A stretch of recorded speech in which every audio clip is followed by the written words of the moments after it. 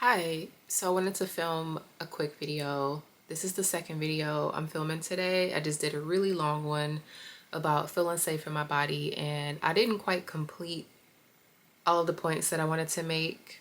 One of the things I wanted to visit, or one of the things that came up for me, was that I wanted to share how I am showing up for my childhood self.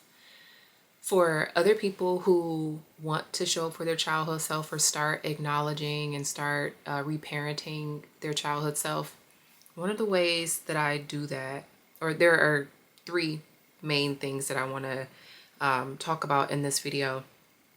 But the first thing is to acknowledge my childhood self. So I do this by having pictures of myself as a child up in my home.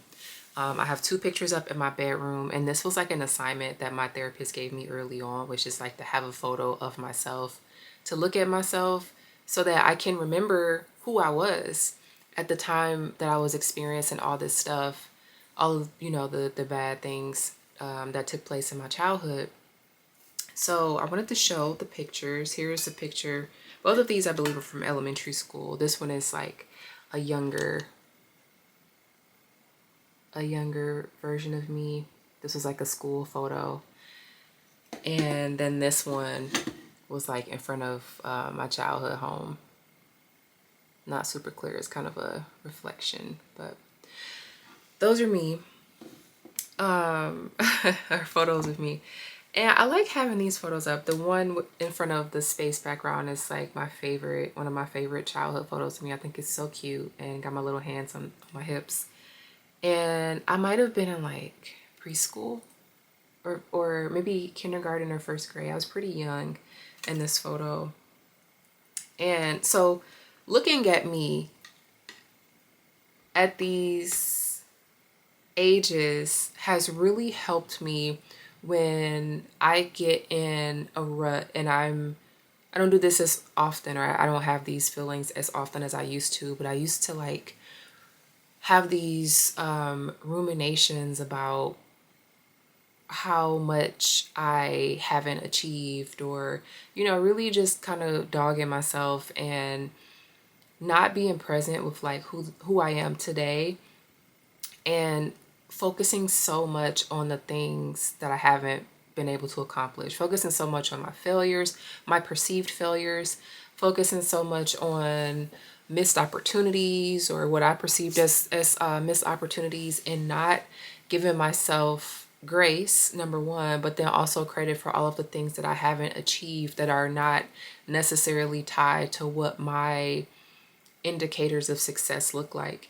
And when I start talking bad about myself, it's really helpful for me to look at this photo of this child and say, like, you were this person. This person hears how you talk about them. This person hears how minimize your accomplishments, the ones that you don't like to recognize, or that don't seem as big of accomplishments to you as they might be to her. There's so many things that, I've done. The fact that I have survived past these ages is an accomplishment in itself. The fact that like I live in a body that is still functioning the way it's supposed to, that I'm like a relatively healthy person, I still have my life. I have so many things that are easy to overlook, but are huge blessings. This person, this child is so grateful for every way that I've shown up for myself, every decision that I've ever made to better myself, and even the ones that weren't necessarily, in hindsight, to maybe better myself, taught me a lesson, and she's gained wisdom. I think this version of myself is so proud of the woman that I have become. Like, I know that. And I owe it to these versions of myself to cut myself, my adult self, a lot of slack.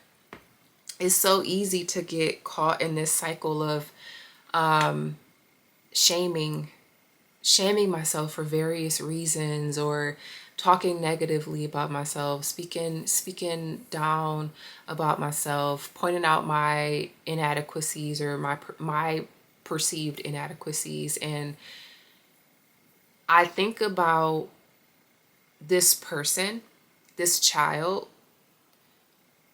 more often when I start to go down that path. And I say to myself, like, would I talk to this little girl? Like, if I saw this little girl in front of me right now, would I talk to her the way that I talk about myself?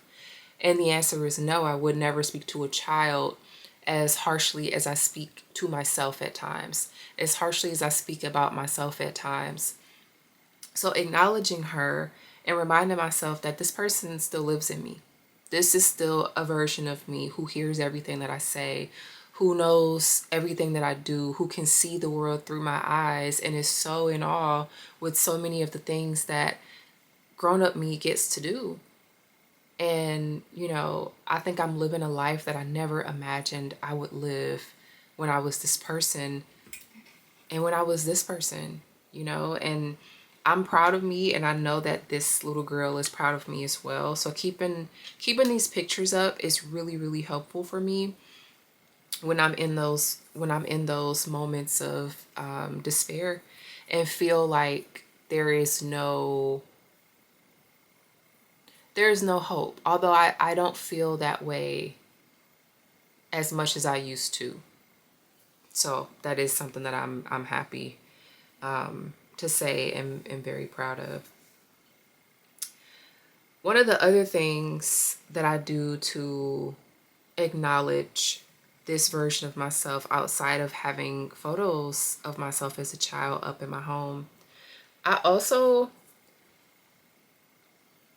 tell her how special she is. And I'm not necessarily like looking at the photo and say like, you're so special, but this is played out in my life as I start to do mirror work. Mirror work is something that I needed to do because I wasn't happy with where my self-esteem was and my self-worth, and I had to like look at myself in the eyes and confront the person who was having such negative thoughts about me. And that person was me, right? So when I look at myself in the mirror and I acknowledge myself as an adult, and I have to shut down that monkey brain that wants to tell me how I'm not good enough, or how I could have done this better, or how I haven't accomplished this yet in my life, and X, Y, and Z. The list could go on and on. I have to silence that.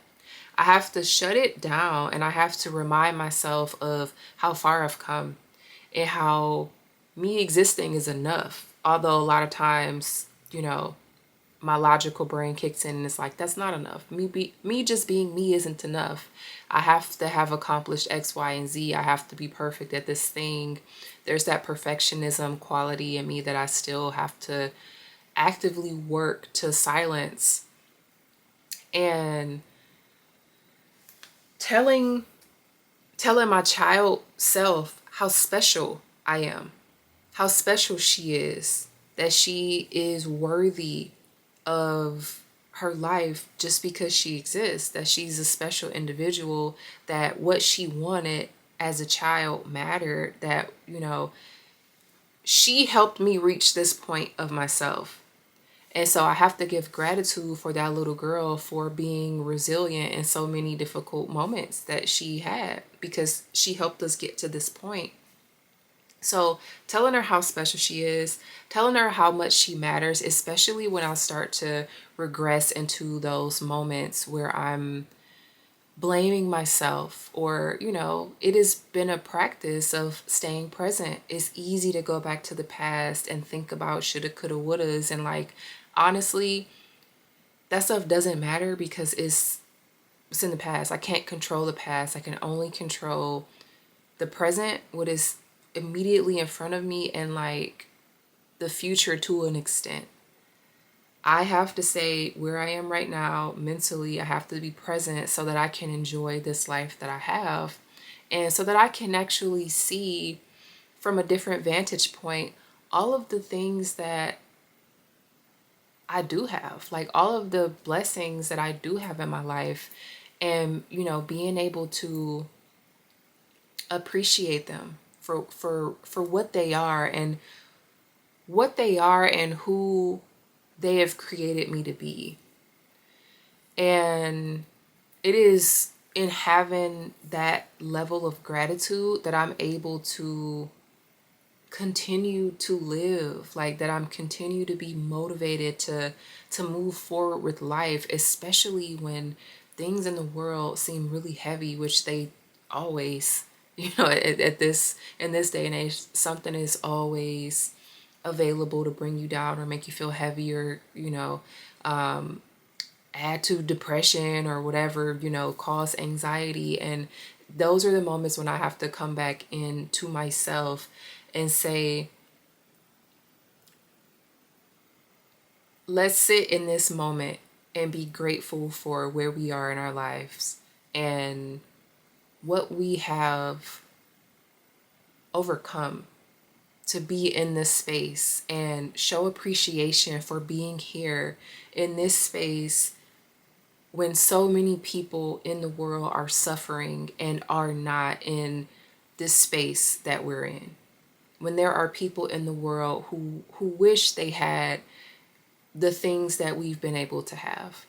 It's in those moments where I feel immense gratitude for myself as I am today, but for the little girl version of me who had to move through those had to move through her own obstacles and her own challenges, and did it alone a lot of the times. Didn't have the support that I have today. And honestly couldn't even imagine that this is what life would look like for us in this present day.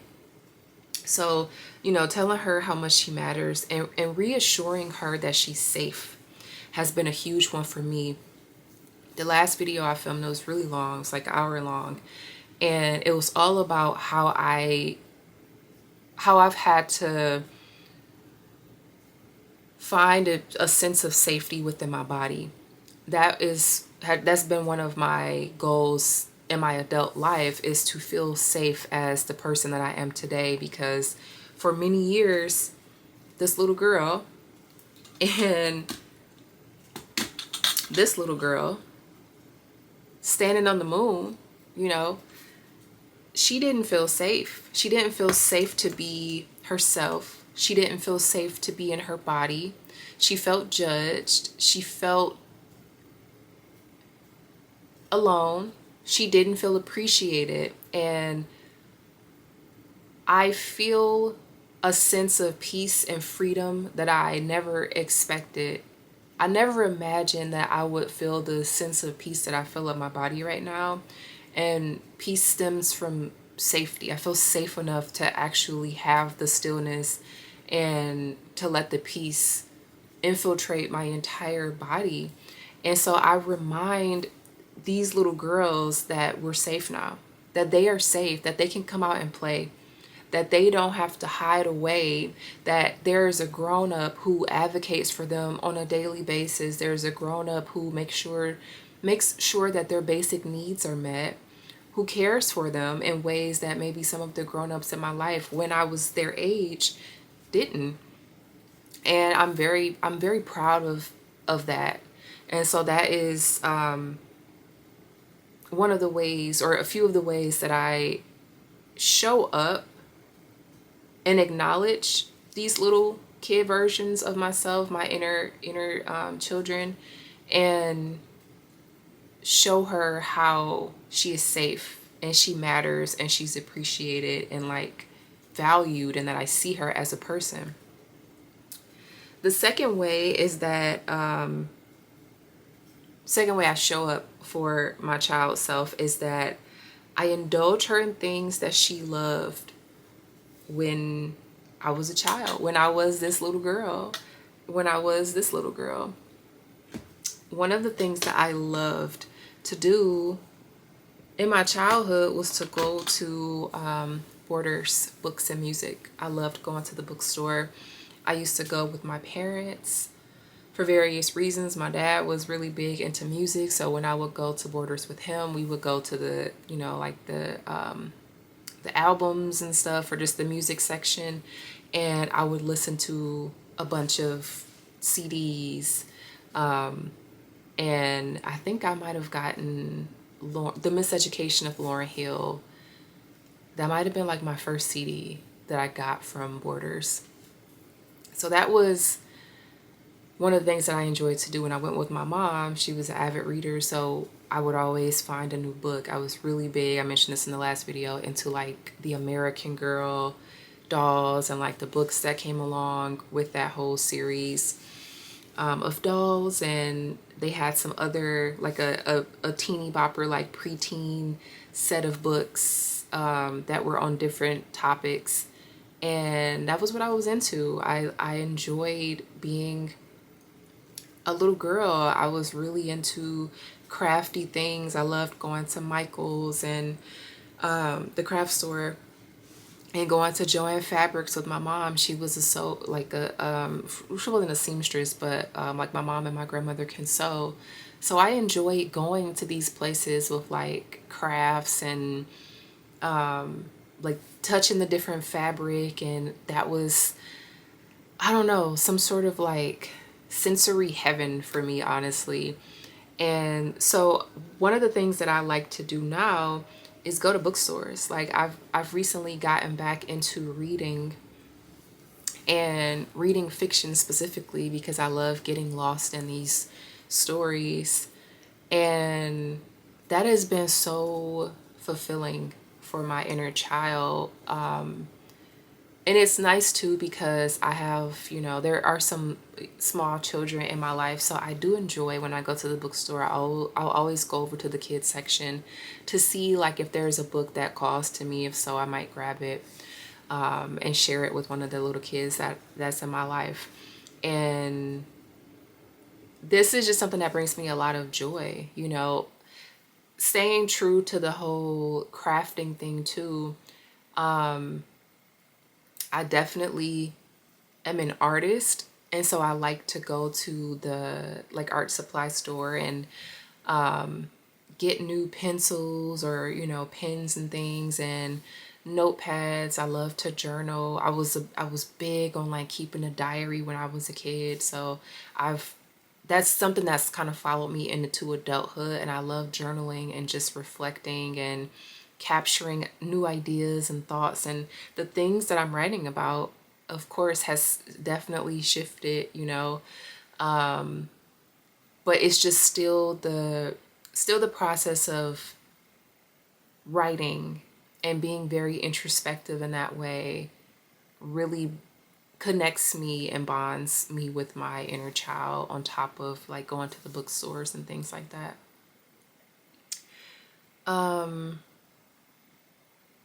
Toys. I'm so sad that Toys R Us is out of business. When I was a child, there were some things that I just couldn't wait to grow up and experience as an adult, because I would have the money and the resources to do the things that I wanted to do. And I'm telling you, there have been so many times that I have stood in the aisles of Toys R Us, and I don't know if it was just the time in which I was going to the toy store, but it just always seemed like it was empty, and like it was only me in the store. And I would stand in the middle of these aisles, and I was so small, and everything just seemed so enormous. And looking at the different bicycles, and then like the electronic section with the video games, and like the Polly Pockets. I really desperately wanted a Polly Pocket. I never had one. And I remember wanting a Polly Pocket so bad that I told myself, like, when I grow up and I have money, I'm gonna buy myself a Polly Pocket. I wanted a Polly Pocket, and I wanted the Ninja Turtle version of the Polly Pocket too, because it was just like a kind of a shell, and you just kind of open up and miniature Ninja Turtle inside, and they have their whole little cityscape or whatever, or their little den wherever they lived underground. And that kind of stuff was just, I mean, toys in general, to a child, was just something that I really, really wanted to be able to experience, and like in abundance, and didn't always have those opportunities when I was younger. So that was just always a dream of mine. So when Toys R Us filed for bankruptcy, however many times they filed for bankruptcy, that dream, I was sad to let that dream go, honestly. But I've been able to replace it with some other things. So In addition to like one in the Polly Pocket, one of the things that I was really big on when I was a kid was like playing board games. And I was an only child for a very long time, and I don't know why my parents would do this. It seemed so cruel at the time, but they would always get me these multiplayer board games, and then no one would play with me. I would have no one to play with. So I had all these board games, these really exciting board games with no one to play with, and I just like desperately wanted a Polly Pocket, you know? And so now one of the things that I've started to like kind of like low-key obsess over is the Legos. I'm looking at them right now. I'm trying to decide if I want to pull one off the shelf.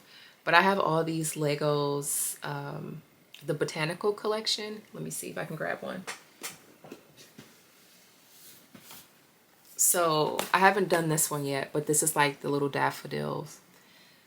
I'm big on like, you know, flowers in general, fresh bouquets.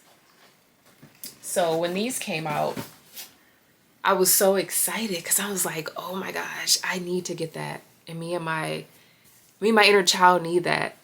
And those are so fun to put together.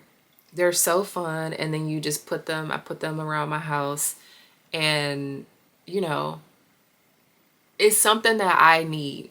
Another thing that I indulge my inner child with is doing puzzles. I love to get a nice puzzle. Something so therapeutic about doing a puzzle. And I have quite a few puzzles. I love to do those during like the winter, get a little cocoa hot chocolate moment going, maybe put a movie on and like do a puzzle, or put on an album and like do a puzzle, and just enjoy my time doing the puzzle and like being present in that moment with some fuzzy PJs and some fuzzy socks on. Very therapeutic in so many ways. So yeah, so those are some of the ways that I indulge her. And recently, this is the last thing I'll mention. Recently, I've been letting my inner child lead the way a lot often. I can tell by where I am in my healing journey that my inner child feels very safe and knows that I advocate for us. And I think because she feels so safe, she is more available to me. She's more accessible, which means that I let her, she feels confident leading the way. So some days I wake up, especially right now that I don't have to go to work, I wake up and I'm like, what am I going to do? I might have had like an idea of what I was going to do for the day, and then I feel called to do something else. And the thing that I feel called to do is very light and it's very whimsical. So now I'm spending my day, you know, I've taken a long walk and then I go get soft serve. That's one of my favorite things to do. Or, you know, stop at these different ice cream shops across the city and just kind of sit there in the window, eat the ice cream and people watch. Like, I could very easily have like a small child next to me enjoying that moment with me. And I know that I do. The child is me, the small, you know, child version of me. But I just let her lead. There was a moment last week. There was a moment last week. I think it was last week. It might have been the week before. We've been getting so much rain in my area. And there was a time, maybe a month ago, people in my area were posting on social media that they were seeing all these rainbows. There was one day where the sky was this really scary color, and I was like, I'm not going outside. The world looks like it's about to end. I'm going to be in the comfort of my home if that's what it chooses to do. But it was just a really weird color. And then the next day when I looked on social media, I saw so many people were commenting like, oh, did you all see how weird the sky looked? And then they were posting these beautiful photos of rainbows that were in the sky at that moment. And so I immediately had FOMO and regret for not going outside, because I was very curious about why the sky was this weird color. And, you know, we have been getting this intermittent rain and then this sun. And it was just like a lot of weird, the weather pattern was just very strange that week. So last week, It was raining, thunderstorm out of nowhere, but I noticed that in the midst of the thunderstorm, it was still very sunny. So I'm like, I know there's a rainbow outside somewhere. And my inner child was like, let's see the rainbow. Like, we want to see the rainbow. Like, please let us see the rainbow. And I wanted to see it too. And I let her lead. I let her lead me outside. I went outside and I was standing in the front. And, you know, there were children out playing in the rain with like swim trunks on. So just being able to see that, I was like, yeah, my inner child definitely led me here, because I get to not only see this beautiful rainbow that eventually did appear, because I had to go in and out the house a few times, because I didn't see anything at first, and I'm like, okay, I don't want to get drenched, so let me just come back out in a little bit. But in those moments, I saw these kids like down the street having the time of their life. And seeing them, I couldn't see them from the front window, but when I stepped outside, I could see them playing. And just like the sound of the children laughing, and it was a warm day, so it was like this warm summer thunderstorm, and the kids are outside playing and there's a rainbow. It was just something so magical about it. You would have seen like a unicorn walking down the street. That's how it felt. And I'm just like, I really needed this moment. My inner child needed this moment. She needed to see this rainbow, but she needed to also witness these kids enjoying themselves and playing in the rain and being children and being joyful and youthful and playful, because that's what she needed. Now, I didn't get out there and play in the rain, but it got me thinking, like, maybe the next time there is a rainstorm, I'll play in it. If it's, you know, not an electrical storm or whatever. But just letting her lead and letting her experience life through my eyes has been so wonderful, because it's been in those moments that I feel called to do something that's like, you know, maybe this is not something that a grown-up would like to do, but for some reason I'm being called to like go outside in the rain because my inner child needs that. Or like, do I really need to stop and get ice cream today? Maybe I don't need to, but my inner child wants to stop and get some soft serve. She wants to try out that new gelato shop. You know, like, let's let her indulge in those things. Let's let her find the adult equivalent of like what the toy store would be, because I have no idea where I could go for a toy store. So let's let her play with these Lego botanicals. She needs that. Let's let her indulge in the art supply store and look at new stationery. I love me some stationery and pens and all of this stuff.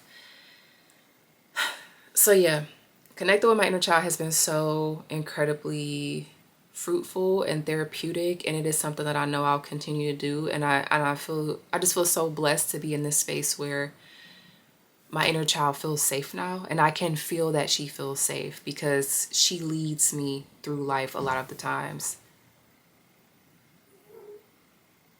So yeah, I hear the dog outside, so I'm going to end this video here before it starts to bark. Thank you for watching. I'll see you in the next one.